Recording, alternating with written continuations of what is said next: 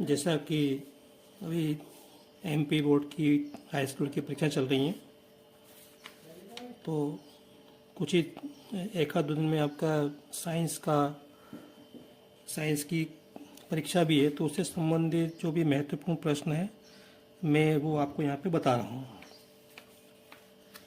इसमें उत्तर भी लिखे हुए हैं, तो थोड़ा आप ध्यान दें। जिस रासायनिक अभिक्रिया में ऊष्मा निकलती है उसे हम ऊष्माक्षेपी अभिक्रिया कहते हैं।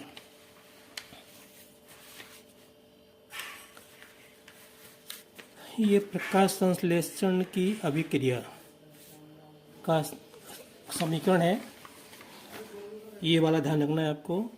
और ये प्रकाश संश्लेषण की अभिक्रिया सूर्य के प्रकाश में होती है और पत्तियों का रंग हरा होता है क्लोरोफिल के कारण। तो इसमें जो है पौधे अपना भोजन बनाते हैं। फेरस सल्फेट का सूत्र लिखो, ये परीक्षा में आ सकता है यहाँ पे।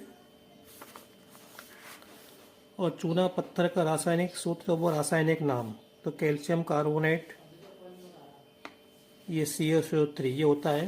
तो ध्यान रखें इसको। ये वो प्रश्न हैं जो कि परीक्षा में आ चुके हैं, पिछले वर्षों में परीक्षा आ चुके हैं और इस बार आने की पूरी संभावना है। AgBr सिल्वर ब्रोमाइड का उपयोग फोटोग्राफी में होता है। ये भी प्रश्न पिछले वर्षों में परीक्षा में आया था। तो ये विस्थापन अभिक्रिया है। इसके अंदर फेरस आयरन जो है कॉपर सल्फेट में से कॉपर को विस्थापित कर देता है, इसलिए विस्थापन अभिक्रिया है। और ये भी सब विस्थापन अभिक्रिया है। ये जिंक जो है, जिंक कॉपर सल्फेट में से कॉपर को अलग कर देता है। ऑक्सीकरण क्या होता है? वह रासायनिक अभिक्रिया जिसमें तत्व या यौगिक में ऑक्सीजन का संयोग होता है उसे ऑक्सीकरण कहते हैं या उपचयन कहते हैं। अभी मैं आपको इसका उदाहरण बताऊंगा। ठीक किसी प्रकार जिस रासायनिक अभिक्रिया में तत्व या यौगिक में से ऑक्सीजन अलग होता है या हाइड्रोजन जुड़ता है उसे हम कहते हैं अपचयन अभिक्रिया। अब ऐसी अभिक्रियाएं जिसमें ऑक्सीकरण और अपचयन दोनों होते हैं उसको अपन बोलते हैं रेडॉक्स अभिक्रिया या उपचयन अपचयन अभिक्रिया। जैसे देखो, ये जो है क्यूप्रिक ऑक्साइड या जो है इसमें से ऑक्सीजन अलग हो गया, तो यहाँ पे क्यूप्रिक ऑक्साइड का कॉपर में अपचयन हो गया और ये ऑक्सीजन हाइड्रोजन से जाके जुड़ गया, तो हाइड्रोजन का ऑक्सीकरण हो गया। तो ये क्या है? ये रेडॉक्स अभिक्रिया है। इसमें ऑक्सीकरण और अपचयन दोनों हो रहा है। इसी प्रकार यहाँ पे जिंक ऑक्साइड में से ऑक्सीजन अलग हो गया, तो जिंक ऑक्साइड का जिंक में अपचयन हो गया और ऑक्सीजन कार्बन में जाके जुड़ गया, तो कार्बन का ऑक्सीकरण हो गया। तो ये रेडॉक्स अभिक्रिया है। अब मैं समझा दिया, लेकिन समझाने का टाइम नहीं है अभी। मैं तो आपको केवल याद दिला रहा हूँ, रिवीजन करा रहा हूँ। अगर मैं लिख के बताऊंगा तो अपना बहुत टाइम चला जाएगा, वीडियो लंबा हो जाएगा। प्राकृतिक सूचकों के नाम लिखो। तो प्राकृतिक सूचक में क्या क्या आते हैं? लिटमस आता है, लिटमस पेपर, और हल्दी आती है, लाल पत्ता गोभी आती है, हाइड्रेंजिया, पेट्रोनिया और जेरोनियम। ठीक है। फिर दो संश्लेषित सूचकों के नाम मेथिल ऑरेंज और फिनोप्थेलिन होते हैं।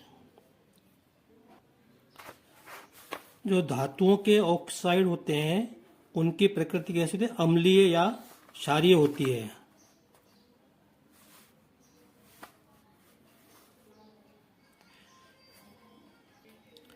कैल्शियम हाइड्रोक्साइड की प्रकृति कैसी है? क्षारीय होती है।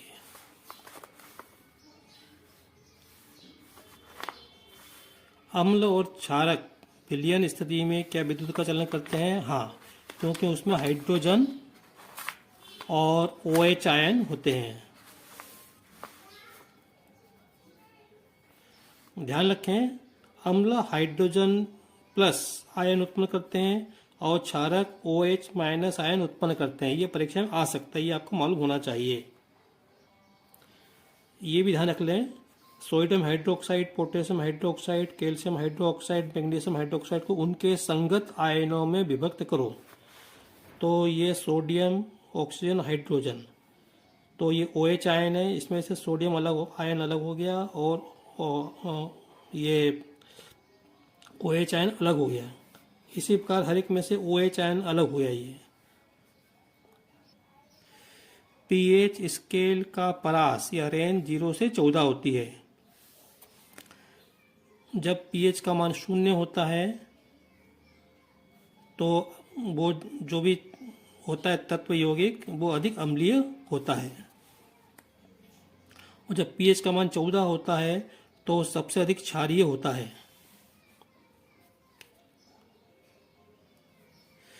pH स्केल में मान 7 से कम है तो वह अम्लीय विलयन होगा, और ये 7 से अधिक है तो वो क्षारीय विलयन होगा। यहाँ पे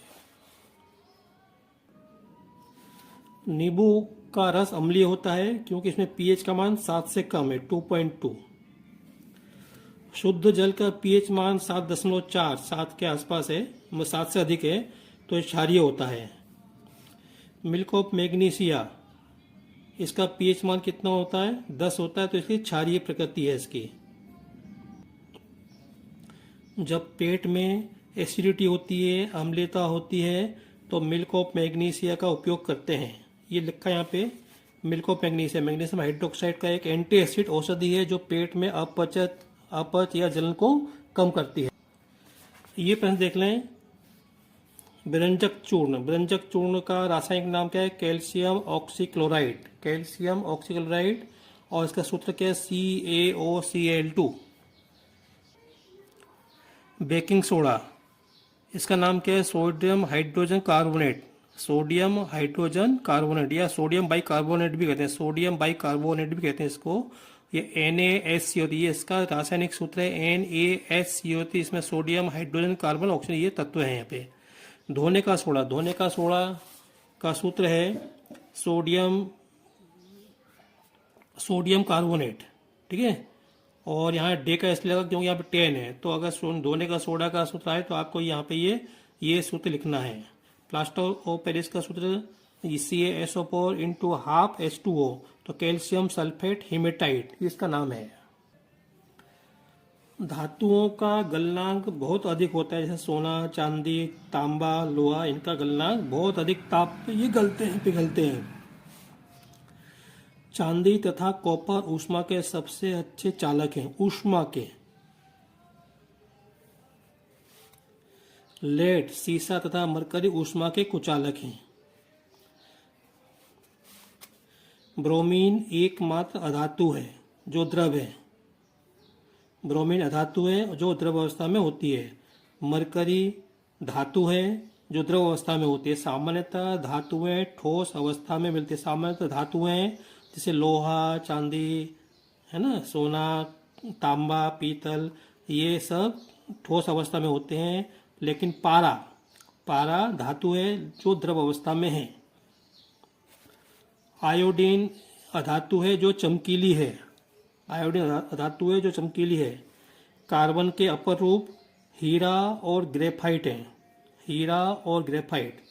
हीरा सबसे कठोर प्राकृतिक पदार्थ है, इसका गलनांक, क्वथनांक बहुत अधिक होता है। अधिकांश धातु ऑक्साइड की प्रकृति क्षारीय होती है, अधिकांश धातु ऑक्साइड की प्रकृति कैसी होती है? क्षारीय होती है।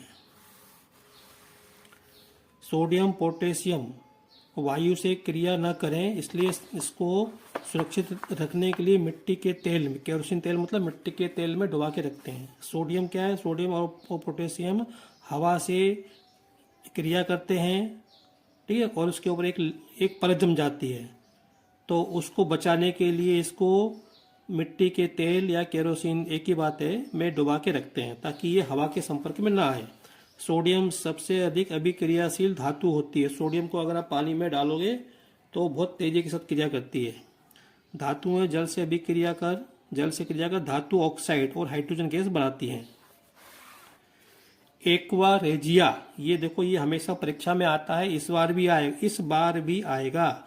एक्वा रेजिया में हाइड्रोक्लोरिक अम्ल और सांद्र नाइट्रिक अम्ल ये 3:1 के अनुपात में होते हैं। ठीक है। एक्वारेजिया को हम अम्लराज भी कहते हैं। और ये क्या होता है, एक्वारेजिया में जो है सोने और प्लेटिनम जैसी धातुएं गल जाती हैं। एक्वारेजिया या अम्लराज में सोने और प्लेटिनम की धातुएं जो होती हैं वो गल जाती हैं। ठीक है, तो ध्यान रखें एक्वारेजिया में क्या होता है, हाइड्रोक्लोरिक अम्ल और सांद्र नाइट्रिक अम्ल ये 3:1 के अनुपात में होते हैं। संक्षारण मतलब जंग लगना, जैसे लोहे पे जंग लगती है और चांदी को अगर आप खुला छोड़ दोगे तो वो मलिन पड़ जाती है, काली पड़ जाती है। इसी बार कॉपर को, तांबे को हवा में छोड़ देंगे तो उसके ऊपर जो है एक लेयर जम जाती है, तो इसको अपन कहते हैं संक्षारण कहते हैं। लोहे को खुला देंगे तो उस पर जंग जो है लग जाती है। तो इसको सबको दूर करने के लिए हम किसी पे हम पेंट करते हैं, कहीं तेल लगा के रखते हैं, किसी पे ग्रीस लगा के रखते हैं, और कहीं पे हम लोहे पर जस्ते की परत भी हम चढ़ा देते हैं। बस बच्चों, वीडियो लंबा हो रहा है, अगर आप चाहो तो आप इसको देख लेना। मैं अब बाकी के प्रश्न में आपको महत्वपूर्ण प्रश्न अगले वीडियो में आपको बताऊंगा। अगर आपको मेरा वीडियो पसंद आया हो तो इसे लाइक करें, शेयर करें और सब्सक्राइब करें। Thank you.